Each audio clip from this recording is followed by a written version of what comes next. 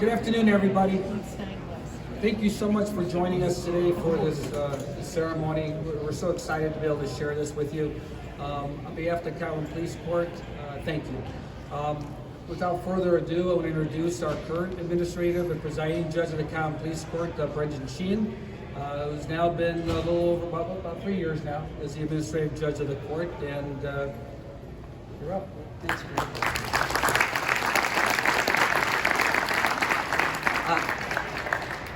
First of all, I want to thank everyone for being here.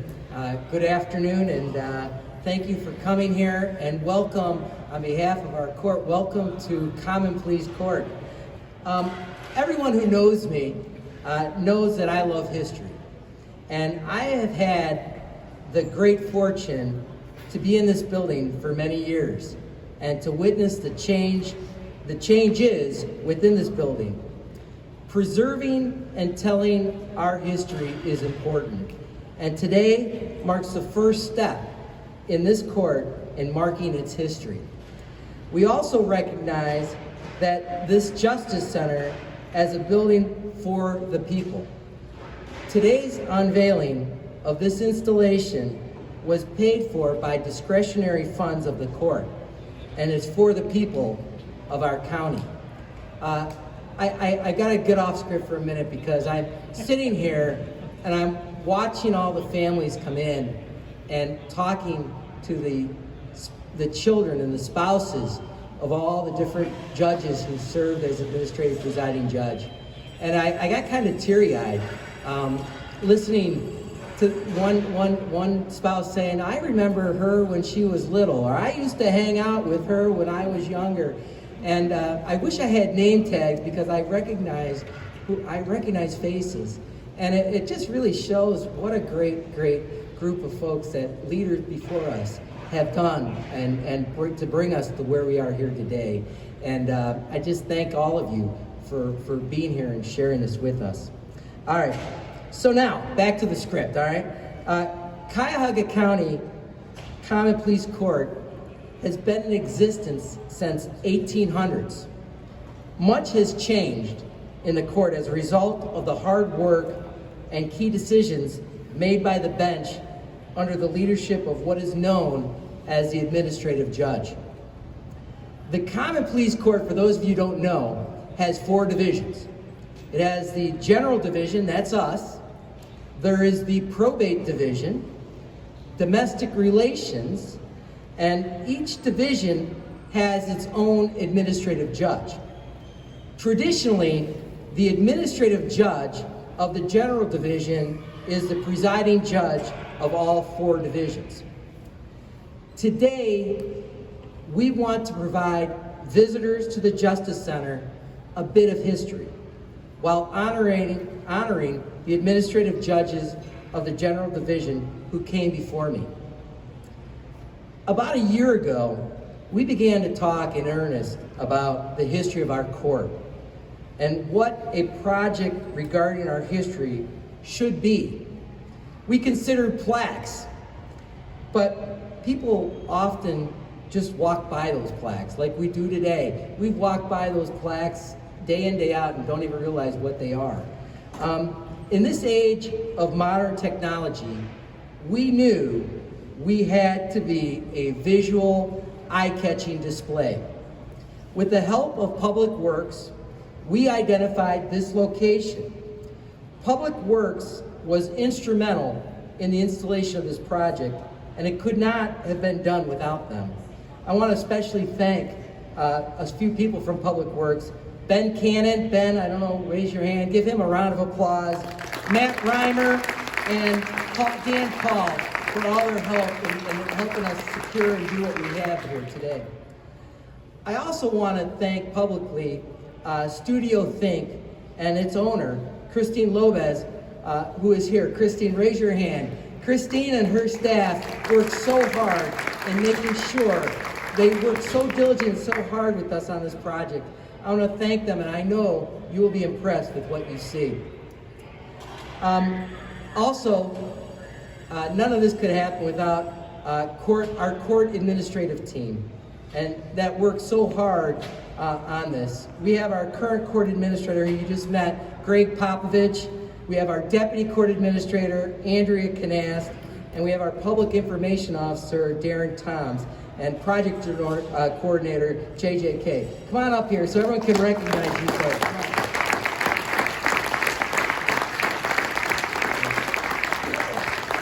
You know, when I mentioned court administrators, you noticed I thought I had a tear in my eye. I saw the guy who hired me in this court when I was just a young kid graduating out of college, and that's Bill Danko. I know Bill Danko, court administrator Bill Danko is here, and we also have former court administrator Thomas Pokorny, Judge Thomas Pokorny, who's here. So give him a round of applause, please.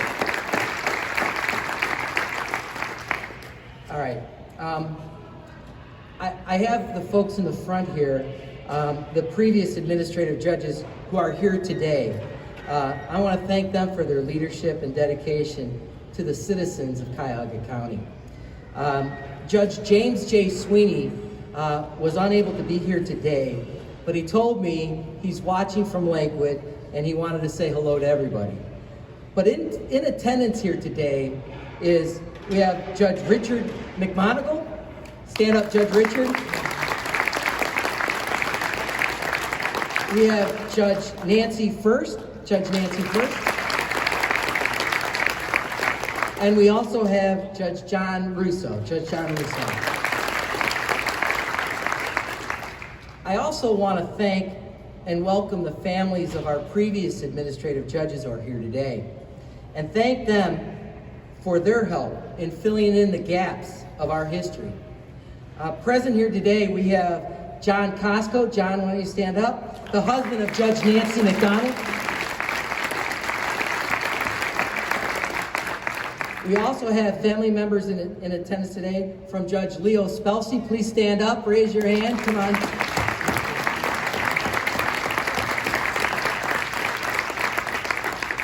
We have Judge Tom Perino's family here. Stand up, Judge Perino's family. We have Judge John V. Corrigan's family here. Stand up. Thank you. And also we have Judge Donald Lieberger's family here. Please stand up. Thank you. It's just amazing to talk to these families and to hear the things that they went through while their dad was the administrative judge. I have a lot of memories of Judge Spelsey telling me, Judge Corrigan's family telling me about the dinner table and how at night they'd go home to dinner and talk about their days at work. And these families had to listen and hear the stories. And I can tell you, my kids don't sit down and listen to me because they're tired of hearing me talk. So it just is great to have you, and thank you very much. All right. Behind me is a large display that has a 14-minute video loop, starting with Judge Samuel Silberg in 1954. We chose this 70-year span to coincide with the creation of the position of administrative judge, or, as they used to call it, Chief Justice at that time.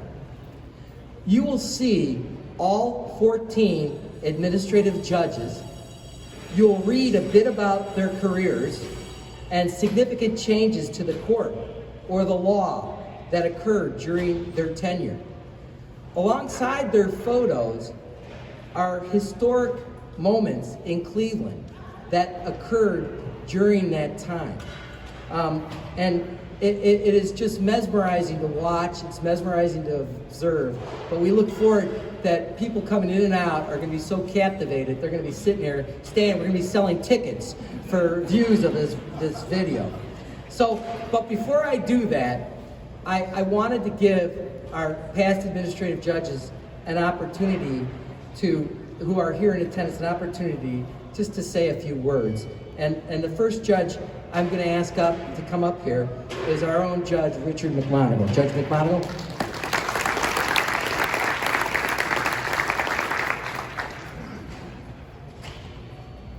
when I go to church with my wife, depending on the priest that walks out, I'm saying, I'm going to enjoy this Mass or I'm not.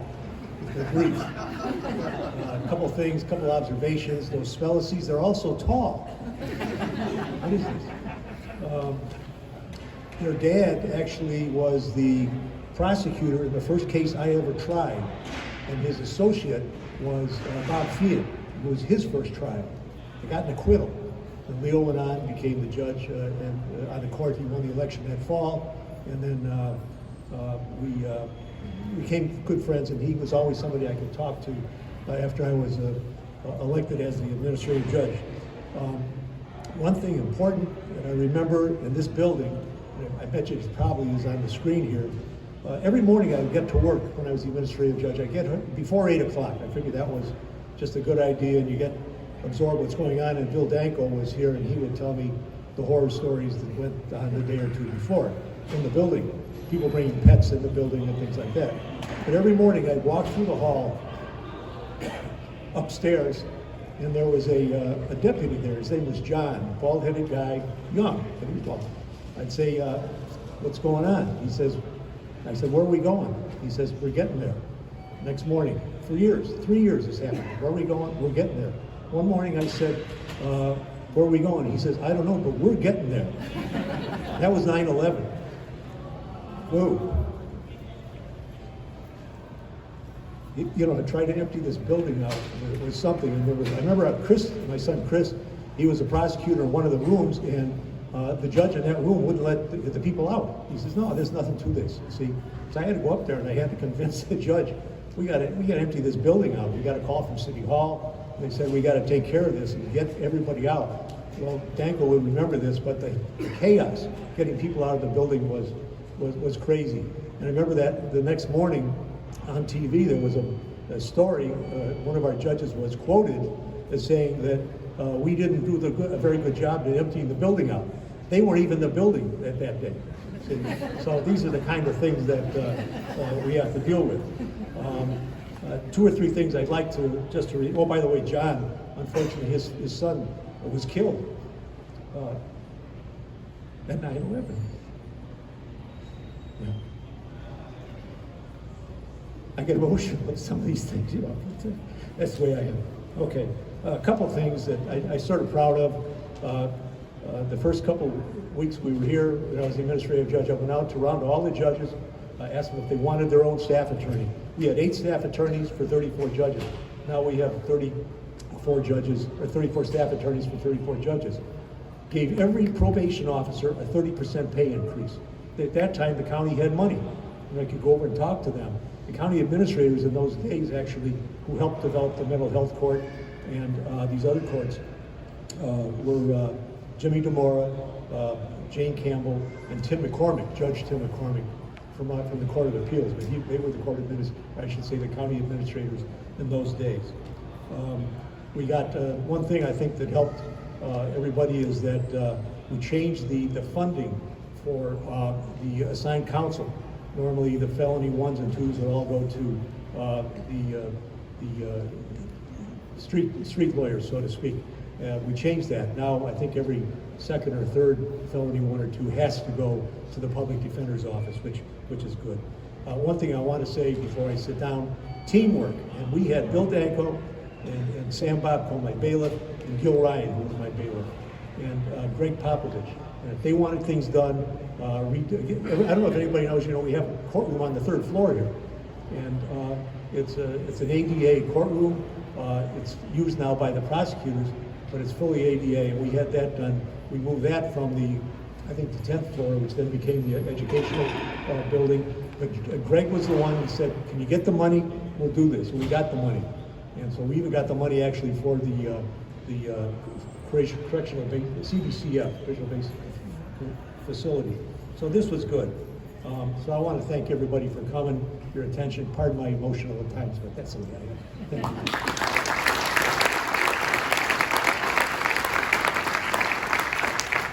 The next judge I'm going to invite up here to say a few words is Judge Nancy First. Give her a round of applause.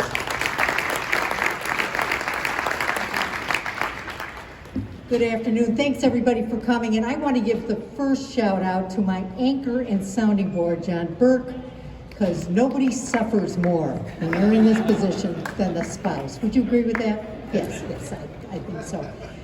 But anyway, thanks everybody for coming. There are just a few things that I want to mention, and I think Judge McMonagle, you taught us well, because I remember the first day I came in, you said, there are two things I'm going to tell you. Be nice to everybody and show up for work. And that serves me very well, I'm happy to say. And greetings to Judge Spellacy's family, Judge Sweeney's family, and Judge Russo, your family as well. I wanted to point out that the importance of this job and being successful in this job or making progress with the court depends on the administrative staff. And I can tell you that we have some of the best here. When it came to e-filing, which is one of my accomplishments I'm real proud of, we have is Tom here, Tom Arnott? I didn't see him. Tom Arnott, Greg Popovich, Steve Buca, and Kevin Augustine. They started that project under Nancy McDonald, and I was able to see it to the finish, and John Russo took it to the criminal end, and we were the cutting edge in the state of Ohio. For the foreclosure mediation program, Andrea, you, Steve, and we went on the road and took Save Our Homes months during the crises and developed a very good program to keep people in their homes and to put together a graceful exit. The Cleveland Municipal Court jury system, I'm proud of that work we did with Judge Adrian and his staff. We had Tom Arnott and Greg with the court tools. They talk about lack of transparency, but man, we still generate that report today about the progress of the court, and I was happy with the help of all the judges and the court staff to see some reductions in time in jail and performance in general in the court. Dan Peterka, Maria Nemec, evidence-based, and Andrea Gorman, Loretta Ryland. We worked on evidence-based, which is cutting edge and probation. Couldn't do it without them. And they also facilitated the opening of the CBCF, which my predecessor Nancy McDonald got underway with the funding that Judge McMonagle was able to get. We were able to give a couple raises too after some lean years there, thanks to Jim Ginley. And we always got a big kick out of the way he would, he would find a way to find a few bucks if we needed to do a project. When I would travel around the state, one of the things that people used to say to me is, how can you stand that group of judges you're heading up? And I said, they were awesome. Everybody was different. Everybody had a different philosophy, and I respected each one of those different philosophies here. My problems didn't really involve the judges. It involved, other problems trying to make things work and solve the issues when we encountered the new government. We were Darren and Greg with we were able to find out, with Greg, we were able to fund another increase after many lean years, and also got another bump up in the assigned counsel fees. And I think they just did it again. That was the raise they promised 10 years ago. But anyway, I want to thank everybody here. It was a rough at times, but really rewarding, because I can see with the help of everyone involved that we were able to make progress and beef up some of those specialized dockets. We found the commercial docket, got that underway for the first time. John Russo carried it on. So thanks for the experience, and I'll look forward to hearing from our next presenter.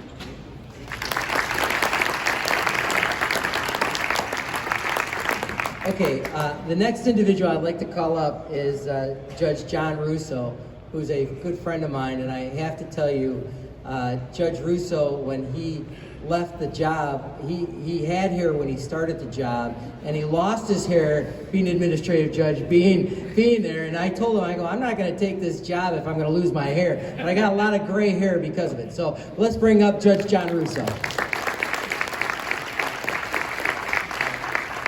All right, so I didn't know I was going to give a talk. So let me say, I always started when I had an opportunity to speak in public by saying this. I am honored and privileged to be the presiding and administrative judge of the Common Pleas Court. And that stands true today for the 6 years that I served here in the court. 33 judges, over 500 employees, and over a $60 million budget. That's what we do, right? That's what we handled as administrative judges, and it was truly an honor and privilege to do so. So I thank you for all being here. Judge McMonigle, I've had the pleasure with Judge McMonigle, Judge Nancy McDonald, Judge Nancy First, and then myself, to have served on the bench with them as well while they were the administrative judges. And my wife, when I said, hey, I'm going to run for judge one time, and if I don't win, I'll stay in my private practice. Well, 18 years later, and then I said to her, I think I'm going to run for administrative judge, and it'll be just one time I'm going to run, and then 6 years later. And so I have to thank Karen and the kids. But two wonderful stories. First was Judge McMonigle. My very first meeting I came to, Judge Donnelly and I, we thought this is going to be awesome. It's January, we just got elected, we're going to his chambers, it's the first judges meeting, we're going to get introduced, we're all nervous, sitting in the back of the room. Well, there was an argument that broke out between judges, that meeting ended abruptly, everybody left, and Donnelly and I just sat in the back of the courtroom and said, what the hell did we get ourselves into? And then it's been just wonderful for 18 years, so I love my job. The second is Judge First. So I took over after Judge First. And so that transition being elected were like 3 months, and then even into the first few months, I was on the phone. My kids know Greg Popovich's name. As soon as I say it's Greg, they would say Popovich in the back of the car. And I always talk, about Judge First, Judge First, and what did Judge First do? And so when I took over as administrative judge, my kids said, so now you get the name Judge First, since you're the first judge of all the judges. I'm like, oh no, that's not the way it works. And then lastly, Judge Spellacy. So when I decided in 2013 that I would venture into the possibility of being the administrative judge, I went and knocked on his door and asked if I could sit and talk with him. Of course, he wanted to go to Longhorn Steakhouse in Rocky River, right on the corner, and I met him there for lunch. It was probably a 3-hour lunch, and I did no talking at all. And he spoke, and I took notes, and I go to those notes because I still have them. And the things that he directed me to do, and the way I should present myself as the administrative judge, and the involvement that I should get involved, not only here locally, but nationally in the organizations, is exactly what I did. So that blueprint was clearly something that was successful. I want to say 14 or 15 years that your dad served as our administrative judge. So I'm honored to be here. I'm honored to be part of the judges sitting here in the front row and all the judges' families who are here as well. So thank you so much for being here.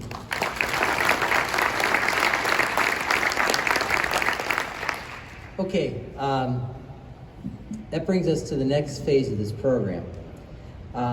What are we going to call this wall? Well, I'm proud to say that we are dedicating this wall in honor of Judge Leo Spellacy, who served 15 years as administrative judge, the longest tenure of any administrative judge. Sadly, Judge Spellacy passed away last year before he could see this project completed. But the dedication is so richly deserved. Like Judge Russo, I also decided to have lunch with Judge Spellacy. I didn't let him take me to Longhorn. I was smart. I asked Kevin and Leo and John to set up something at the Harp. So we went to the Harp, and our lunch lasted about 6 or 7 hours. But it was just, he gave me so much sage advice that I wrote it down after that meeting, and I keep it in my desk drawer, and I share it, and I use it, and I refer to it even today as we confront problems and issues with this court. So, with that being said, we are ready to take down the curtain. Darren, are you ready? Darren is taking down the curtain. A round of applause for that. Now, you can't see it from way back there, but I'm going to read to you what it says, okay? It's a plaque that says, and you'll look at it closer after this is over. It says, in memory of the Honorable Leo M. Spelsey, the longest serving administrative judge in the history of Cuyahoga County Court of Common Pleas, General Division. It's dedicated this 27th day of October, 2022, in recognition of his great service to the citizens of Cuyahoga County and the judiciary. And it's underneath that, it's signed by the judges of the Cuyahoga County Court of Common Pleas, General Divisions. So this plaque, as you'll look at it, is temporary. And we'll be presenting it to the Spelsey family when the permanent version arrives here in the next couple of weeks. So I asked, I had to figure out which Spelsey do I ask to come up to speak. And I asked Mrs. Spelsey who I should choose, and she said, well, you better pick Kevin because he's the toughest of the Spelsey sons. So we're gonna have Kevin up there to give a speech. I know John, and I know Leo is up there, but the truth be known, he's the oldest son. So with that, Kevin. I think he said fattest. Talk about emotional.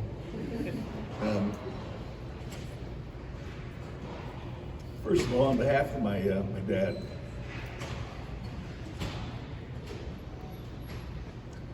my mom's there, my siblings, my spouse, their spouses, my kids. I think some of the grandkids are here. There's 26 of them. Judge Sheehan, to your entire staff, to all the judges of the court. This is an unbelievable event, an unbelievable day for our family. Our dad, frankly, would be embarrassed and humbled at the same time. Our dad believed in the independence and the integrity of the judiciary. He respected his position and treated it with honor. He especially respected his colleagues on the bench and remembered he was there to represent them in public and to other branches of government along the way. But most importantly, he knew it was never about him, the individual. He was a good listener and believed and valued the service of the men and women who worked for the court. The bottom line is he treated everyone he came in contact with respect, maybe his greatest attribute. He loved this court, he loved his colleagues, he loved the men and women on the front line, from probation to the court reporters, to the deputies, to the clerks, you name it. He would tell you how heartfelt and grateful he was for Judge Perino, Judge John B. Corrigan. And he would sit here and talk about all the other judges rather than himself. He would tell you about Judge Gorman and Judge Sweeney and Judge McMonigal, Judge First, and Judge McDonald, and Judge Russo, and Judge Sheehan, and how great and what wonderful leaders they are. Because as you know, it's not about the position. It's about the honor and the trust of the position.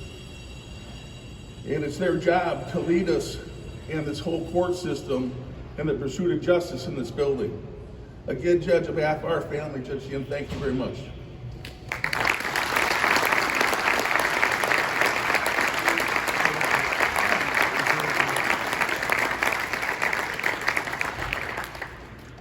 Okay, I've talked long enough.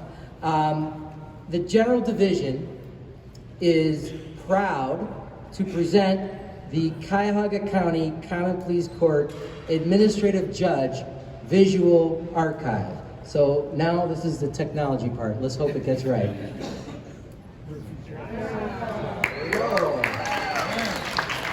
All right. And this runs for a 14-minute loop, and it goes through each judge, and you can see the history behind it. And I really, just everyone can just come on up. observe the wall, take a look at the plaque, and socialize, because this is just a great opportunity for all of us to be here. And I want to thank all of you for being here, and enjoy the day, and please hang around and mingle with everyone, all right? Thank you very much. Thanks, guys.